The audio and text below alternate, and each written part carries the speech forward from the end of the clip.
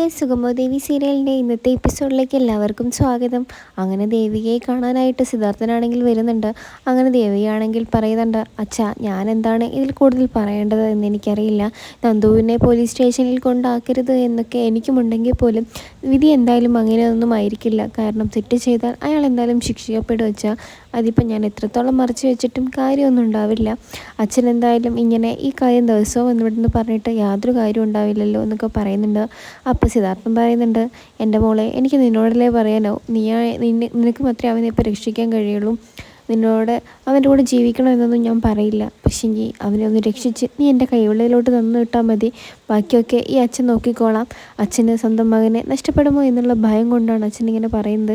എൻ്റെ അവസ്ഥ നീയും കൂടെ മനസ്സിലാക്കി ദേവികയെന്ന് പറയുന്നുണ്ട്. അപ്പോൾ ദേവിക പറയുന്നുണ്ട്, ഞാനിതിൽ കൂടുതൽ എനിക്ക് അച്ഛനോടൊന്നും പറയാനില്ലെന്ന് പറയുമ്പോൾ ശാരിക പറയുന്നുണ്ട്, നിങ്ങളുടെ മകനെ വിവാഹം കഴിച്ചതിന് ശേഷമാണ് എൻ്റെ ചേച്ചിക്ക് ഈ അവസ്ഥ വന്നത്. ഇനി എന്തായാലും അവൾ അങ്ങോട്ടേക്ക് വരില്ല. ഞങ്ങളാരും അവളെ അങ്ങോട്ടേക്ക് വിടാൻ ഉദ്ദേശിക്കുന്നുമില്ല എന്നൊക്കെ പറയുന്നുണ്ട് സിദ്ധാർത്ഥനോടായിട്ടാണെങ്കിൽ. അപ്പോൾ ശാരികയോട് സിദ്ധാർത്ഥൻ പറയുന്നുണ്ട്, എല്ലാ കാര്യങ്ങളും എനിക്കറിയാം മോളെ, പക്ഷേ എന്ത് ചെയ്യാൻ പറ്റും. ഇന്നത്തെ ഈ ഒരു ദിവസം ശാരിക മനസ്സിലാക്കണം. ദേവിക എന്തായാലും ഇന്നത്തെ ദിവസം അവിടെ ഉണ്ടാവണം. കാരണം ഒരു വക്കീൽ ഞങ്ങളുടെ വീട്ടിലോട്ട് വരുന്നുണ്ട്, നന്ദുവിൻ്റെ കാര്യങ്ങൾ അന്വേഷിക്കാനും പറയാനൊക്കെ. ആ സ്ഥാനത്ത് ഭാര്യ എന്ന ഇതിൽ ഈ ദേവിക അവിടെ വന്നേ മതിയാവുള്ളൂ. അതും കൂടെ പറയാനാണ് അച്ഛൻ വന്നത്. മോൾക്ക് പറ്റുവാണെങ്കിൽ എന്തായാലും തീർച്ചയായിട്ടും അങ്ങോട്ടേക്ക് വരണം എന്നൊക്കെ സിദ്ധാർത്ഥൻ പറഞ്ഞിട്ട് പോവുകയാണ് ചെയ്യുന്നത് തന്നെ.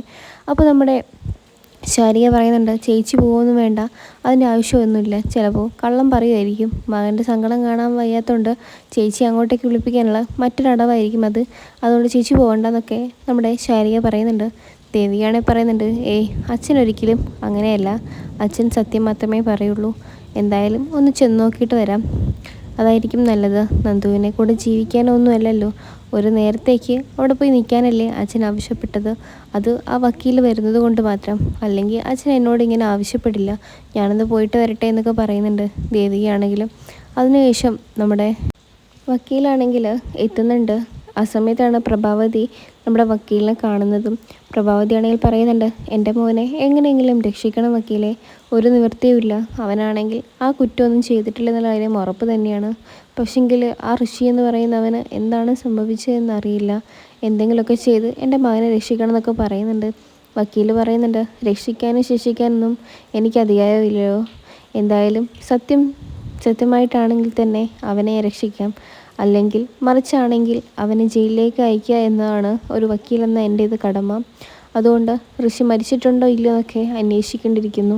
അതിൽ എന്തെങ്കിലുമൊക്കെ ചതി നടന്നിട്ടുണ്ടോ, എന്താണ് പ്രശ്നമെന്നൊക്കെ അന്വേഷിച്ച് മാത്രമേ എനിക്ക് രക്ഷിക്കാൻ കഴിയുള്ളൂ. എന്തായാലും നന്ദുവായിട്ട് ഞാനൊന്ന് സംസാരിക്കട്ടെ എന്ന് പറയുന്നുണ്ട്. അങ്ങനെ നമ്മുടെ നന്ദനായിട്ട് സംസാരിക്കാൻ വേണ്ടി പോകുന്നുണ്ട് വക്കീലാണെങ്കിൽ. പ്രഭാവതി ആണെങ്കിൽ നന്ദനോട് പറയുന്നുണ്ട്, എന്തായാലും നീ ഒരുപാട് കാര്യങ്ങളെക്കുറിച്ചൊന്നും അയാളോട് പറയണ്ട. കാരണം അയാളൊരു വക്കീലാണ്, അതുകൊണ്ട് നിന്നെ രക്ഷിക്കുമെന്നുള്ള വിശ്വാസമൊന്നും വേണ്ട. അപ്പോൾ നന്ദു പറയുന്നുണ്ട്, എനിക്ക് ആ വിശ്വാസമൊന്നും ഇല്ലമ്മേ, എന്നെ നഷ്ടപ്പെട്ടതാണ് എൻ്റെ വിശ്വാസങ്ങളെല്ലാം. എന്തായാലും ഞാൻ നടന്ന കാര്യം നടന്ന പോലെ പറയാം, അല്ലെങ്കിൽ എനിക്കൊരു സമാധാനവും കിട്ടില്ല എന്നൊക്കെ നന്ദുവാണെങ്കിൽ പറയുന്നുണ്ട്. അങ്ങനെ വക്കീലുമായിട്ട് നന്ദുവാണെങ്കിൽ സംസാരിക്കുന്നുണ്ട്. അപ്പോൾ ദേവികയാണെങ്കിൽ ആ സമയത്ത് എത്തുകയൊക്കെ ചെയ്യുന്നുണ്ട്. അതിങ്ങനെ വക്കീലും പ്രഭാവതിയും എല്ലാവരുമായിട്ട് സാധനമൊക്കെ ആയിട്ട് സംസാരിക്കുമ്പോൾ നന്ദുവാണെങ്കിൽ നടന്ന കാര്യങ്ങളെക്കുറിച്ച് എല്ലാം തന്നെ വിശദീകരിച്ച് പറയുന്നുണ്ട്. കെവിൻ്റെ പേരും കൂടെ അതിൽ പറയുന്നുണ്ട് നമ്മുടെ നന്ദുവാണെങ്കിൽ. അങ്ങനെ എല്ലാ കാര്യങ്ങളും കേട്ട ഉടൻ തന്നെ നമ്മുടെ പ്രഭാവതിക്കും നമ്മുടെ സിദ്ധാർത്ഥനൊക്കെ തൻ്റെ മകൻ ഇത്രയേറെ ഒരു ക്രൂരനായി മാറിയിരുന്നത് എപ്പോഴാണ് എന്ന് മനസ്സിലാക്കാൻ കഴിയുന്നതേ ഇല്ലായിരുന്നു. അങ്ങനെ നന്ദുവാണെങ്കിൽ പൊട്ടിക്കരഞ്ഞുകൊണ്ട് ആ കൊലയെപ്പറ്റി വിവരിക്കുന്നുണ്ട്. പ്രഭാവതിക്കാണെങ്കിൽ ഇതൊക്കെ കേട്ടിട്ട് ഭയങ്കര സങ്കടമാകുന്നുണ്ട്. അപ്പോൾ പ്രഭാവതി ആണെങ്കിൽ ആ വക്കീലിനോട് പറയുന്നുണ്ട്, എൻ്റെ മകൻ തെറ്റ് ചെയ്തിട്ടില്ല, പക്ഷെങ്കിൽ എന്തോ ഒരു വ്യത്യാസം ഇതിൽ നടന്നിട്ടുണ്ട്. അവനെ രക്ഷിക്കാൻ എന്ത് വേണമെങ്കിലും ഞാൻ ചെയ്യും. അതുകൊണ്ട് വക്കീൽ ഒരു ഉപകാരം ചെയ്യണം. ഇത് സത്യമാണോ അല്ലയോ ഒന്ന് കണ്ടെത്തി തരണം എന്നൊക്കെ പറയുന്നുണ്ട് പ്രഭാവതി ആണെങ്കിൽ.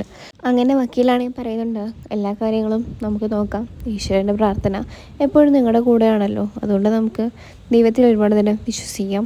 എന്തായാലും നമുക്ക് നീതി എന്തായാലും ഉറപ്പാക്കണം. അതുകൊണ്ട് കാര്യങ്ങളൊക്കെ ഞാൻ അന്വേഷിക്കട്ടെ, എന്നിട്ട് ബാക്കി കാര്യങ്ങൾ ഞാൻ പറയാമെന്നൊക്കെ വക്കീൽ പറഞ്ഞിട്ട് പോവുകയാണ് അവിടെ നിന്ന്. അതിനുശേഷം കെവിനോട് ഇസബെല്ല പറയുന്നുണ്ട്, ഇനി എന്തായാലും നമ്മൾ വിചാരിച്ച പോലെ ഒന്നും നിൽക്കില്ല. കാരണം ഇത് പോലീസ് കേസായി മാറും. എന്തായാലും പോലീസ് കേസായി മാറിയാൽ ഇതിൽ നിന്ന് രക്ഷിക്കാൻ നമ്മളെ ആർക്കും കഴിയില്ല. കാരണം നന്ദൻ നമ്മളെ എന്തായാലും ചൂണ്ടിക്കാണിച്ചു കൊടുക്കും. കെവിനാണെങ്കിൽ ഇതിൽ പെടുകയും ചെയ്യും. ഞാനും ഋഷിയും തന്നെ എല്ലാവരും ഉൾപ്പെടെ ഇതിൽ പെടും. ഇനിയിപ്പോൾ ഒന്നും തന്നെ ചെയ്യാൻ കഴിയില്ല. ഈ സമയത്ത് കെവിനാണെങ്കിൽ നമ്മുടെ ഋഷിയെ വിളിച്ചിട്ട് കാര്യങ്ങളൊക്കെ പറയുന്നുണ്ട്. ഋഷി പറയുന്നുണ്ട്, ഇതുവരെ അക്കൗണ്ട് എത്തിച്ചത് ഞാനാണല്ലോ, അതുകൊണ്ട് തന്നെ ഇനി ബാക്കി കാര്യങ്ങൾ ഞാൻ നോക്കിക്കോളാം.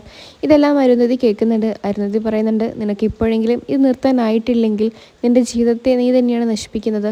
എനിക്ക് നിന്നോട് ഇനി ഒന്നും പറയാനില്ല. എന്തായാലും ഞാൻ ഈ കാര്യങ്ങളൊക്കെ അവരെ വിളിച്ച് പറയാൻ വേണ്ടി പോവുകയാണെന്നൊക്കെ പറയുമ്പോൾ ഋഷി പറയുന്നുണ്ട്, അമ്മ ഈ കാര്യങ്ങളൊക്കെ വിളിച്ച് പറഞ്ഞാൽ പിന്നെ അമ്മ എന്നെ ജീവനോടെ കാണില്ലെന്ന് പറഞ്ഞ് അരുന്ധതി ഭീഷണിപ്പെടുത്തുന്നുണ്ട്. അതേ സമയത്ത് നമ്മുടെ ദേവികയാണ് പറയുന്നുണ്ട് നന്ദുവിനോടായിട്ടാണെങ്കിൽ, ഞാനെന്തായാലും വീട്ടിലോട്ട് പോവാണ്, ഈ ഒരു കാര്യമായതുകൊണ്ടാണ് ഞാൻ ഇങ്ങോട്ടേക്ക് വന്നത് എന്നൊക്കെ പറഞ്ഞ് സിദ്ധാർത്ഥനോടും പ്രഭാവതിയോടും ഒന്ന് യാത്ര ചോദിച്ച് നമ്മുടെ ദേവിക അവിടെ നിന്ന് ഇറങ്ങുന്നുണ്ട്. ദേവിക ഇറങ്ങുമ്പോൾ തന്നെ നന്ദുവിനാണെങ്കിൽ ഭയങ്കര സങ്കടമാവുന്നുണ്ട്. ഇവിടെ നിന്നൂടെ നിനക്ക്, എന്തിനാണ് നീ വീട്ടിലോട്ട് പോകുന്നതെന്ന് ചോദിക്കുമ്പോൾ നന്ദുവിനോട് ദേവിക പറയുന്നുണ്ട്, അച്ഛൻ വിളിച്ചുകൊണ്ട് മാത്രമാണ് ഞാൻ ഇങ്ങോട്ടേക്ക് വന്നത്, എനിക്കിനി ഇവിടെ നിൽക്കാൻ ഒരു താല്പര്യമില്ലെന്നൊക്കെ പറഞ്ഞ് നമ്മുടെ ദേവികയാണെങ്കിൽ അവിടെ നിന്ന് ഇറങ്ങി പോവുകയാണ് ചെയ്യുന്നത് തന്നെ. അങ്ങനെയാണ് ഇന്നത്തെ ഈ ഒരു എപ്പിസോഡ് അവസാനിക്കുന്നത്. നിങ്ങൾക്ക് ഈ ഒരു സീരിയൽ ഇഷ്ടമാണെങ്കിൽ ചാനൽ സബ്സ്ക്രൈബ് ചെയ്ത് സപ്പോർട്ട് ചെയ്ത് കൂടെ കുടിക്കൂ.